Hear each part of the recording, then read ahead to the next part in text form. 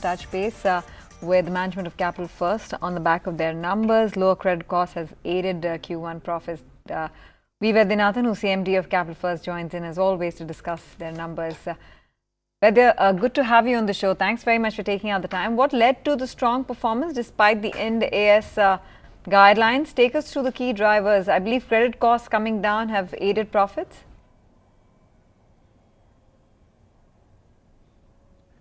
Well, the key change for this quarter as compared to the previous quarter is a change in the guidelines it's moved from Indian GAAP to the Ind AS. The profit after tax on Ind AS basis has gone up by 51% and profit after tax on the Indian GAAP basis has gone up by 59%. So on the bottom line front, all is good. The basis of this growth is simply the growth of the loan book and the operating leverage.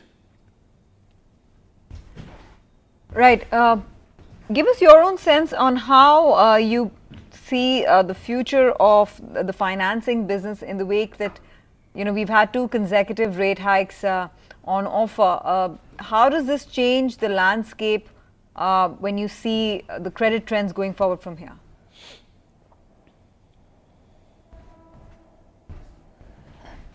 Actually, we should split this from the corporate action that you see on most of the channels already, which is the large corporates and the small corporates. On the small corporates, we are actually finding demand is going very, very strong. And that is going to have a significant play. In fact, I saw the cement numbers up 11%, I saw the FMCG numbers up 11%.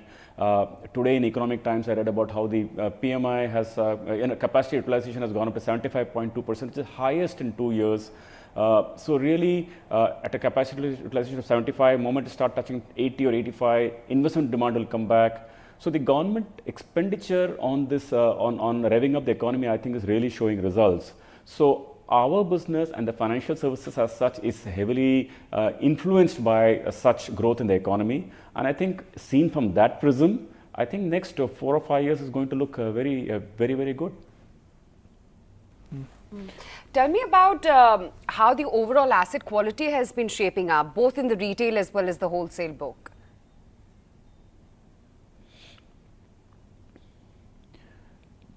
Our asset quality has been very stable. For the last 8 years at a stretch, our gross NPA has been in the order of magnitude of about 1.7, 1.8%. Net has been about 1%. In fact, it's been coming down. I think that what's really happening is that with the greater availability of information through GST and through technology and the more banking habits that have happened in people, bureau records, for example, 2010 there were 150 million records in bureau. Today there are 600 million records in bureau. So the whole ecosystem has become much more credit friendly, I should say. It's reflecting our results. I can tell you guidance for viewers is that at Capital First, we are experiencing no problems at all. We don't expect to see any issue in credit quality over the next few years. We are absolutely fine. Of your new business is coming from existing customers, and the reason why I'm asking you this question is because when I speak to some of your peer companies, they are taking a lot of pride in saying that, look, we are now able to monetize the existing customer more. So we have acquired a customer and now we are giving him, instead of a mobile phone, we are giving him a sofa set and also an health insurance on EMI. So how much of your business is coming from existing database? No, this is an important question because it directly affects productivity and profitability. In our case, of course, we focus on it. I would say that close to about 40% of our incremental volume, 40 to 45% comes from cross-sell. And I think that trend has substantially increased over the last few years.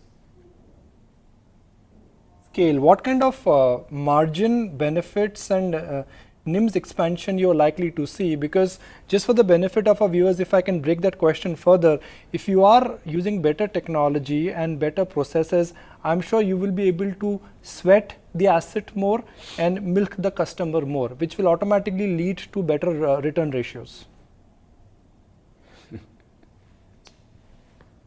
Okay, first of all, we never use the term milking the customer. I think it's a very wrong term.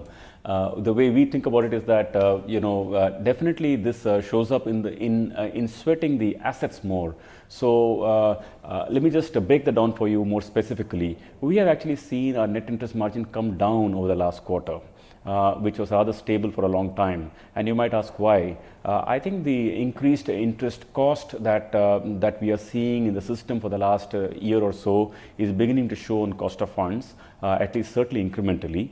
But the good thing is that specifically to your question, our operating leverage, basically our operating cost has come down relative to the size of the book. And our credit cost, as you mentioned, has come down. So all in all, despite a reduction in the net interest margin, the net profit has gone up, the return on equity has gone up, so it's trended in that direction.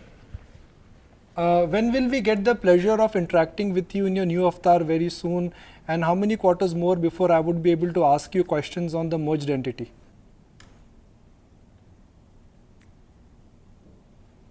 Okay, I think you should wait for maybe December of 2018. September is a crucial month because IDFC Bank shareholders go for a vote on September 3rd for the merger.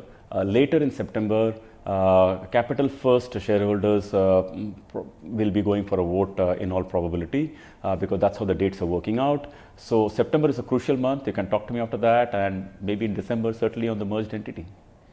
If all goes well with the shareholders. So till December, it will be 7 days a week, 14 hours a day or 16 hours a day kind of a work schedule for you?